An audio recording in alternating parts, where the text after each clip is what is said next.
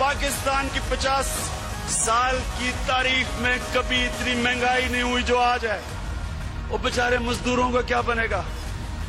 कैसे वो घर में अपने बीवी बच्चे पालेंगे? उनको खाना ही मुश्किल है देना, उनको पढ़ा कैसे सकते? और इनकी नाअहली की वजह से आपको नुकसान हुआ। अवाम हुकूमत की चोरी,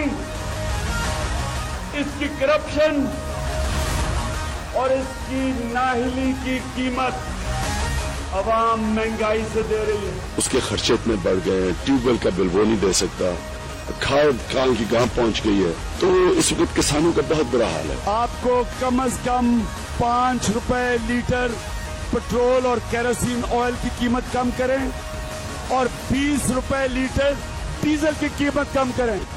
तू की जाने यार अमीरा, रोटी बंदा खा जाती है। अस्सलाम वालेकुम नाज़रीन, टू द पॉइंट के साथ मैं हूं मंसूर अली खान। प्रोग्राम में आपको खुशामदीद कहेंगे। नाज़रीन, जब मेरे कप्तान ऑपोजिशन में थे तो उनको आम आदमी की फिक्र थी। वो गरीब के लिए मसीहा थे। महंगाई देखकर उनका खून खौलता था। उनको किसान की फिक्र थी, मजदूर की फिक्र थी। वो महंगी बिजली पर तनकीद करते हुए बिल जला दिया करते थे। अवाम को अपने हकूक हासिल करने के लिए सिविल नाफरमानी तक करने का कहते थे। हुक्मरानों के गिरेबान पकड़ने के बयानात देते थे। महंगाई करने वालों को माफियास कहते थे। मेरे कप्तान बताते थे कि महंगाई करप्शन की वजह से होती है। जब हुक्मरान करप्शन करता है, वो आपके ऊपर टैक्स लगाता है, उसकी चोरी की कीमत आप महंगाई के जरिए अदा करते हैं। नाज़रीन, फिर मेरे कप्तान खुद हुकूमत में आ गए, मुल्क के वजीर आजम बन गए। उनके दिल में आज भी एहसास है, बयानात में एहसास है, बातों में फिक्र है। वो कहते हैं घबराना नहीं, लेकिन उनके दौरे हुकूमत में आम आदमी के लिए महंगाई के सिवा कुछ नहीं। मेरे आज कप्तान से 10 सवाल हैं। सवाल नंबर 1, पाकिस्तान में गंदम जरूरत से ज्यादा होते हुए आटे का बहरान क्यों पैदा हुआ?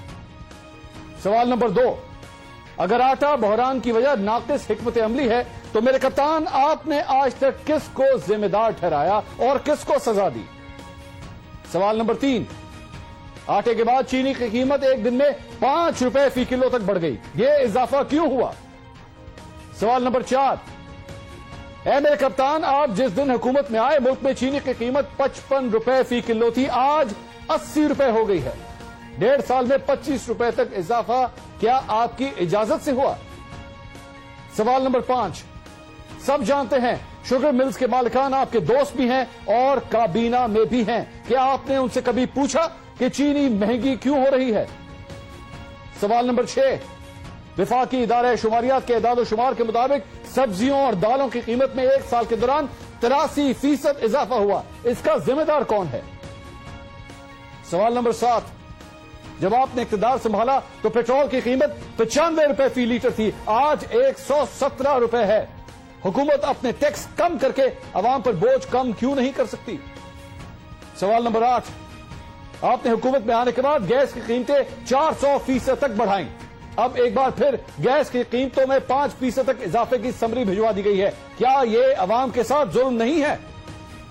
सवाल नंबर 9, ऐ मेरे कप्तान, जब आपने हुकूमत संभाली तो बिजली के 1 यूनिट का रेट 9 रुपए था, आज यूनिट का रेट बढ़कर 15 रुपए से ज्यादा हो चुका है। आम आदमी को किस बात की सजा दी जा रही है? सवाल नंबर 10, एक एमएनए की तनख्वाह 2 लाख रुपए के करीब है और आप तो मुल्क के वजीर आजम हैं, आपकी आमदनी इससे ज्यादा ही होगी। आपने अभी कल ही कहा है कि इस तनख्वाह में आपके खर्चे पूरे नहीं होते। अपने घर में रहता हूं, अपना खर्चा देता हूं, जो तनख्वाह मिलती है उससे मेरे घर के खर्चे पूरे नहीं होते।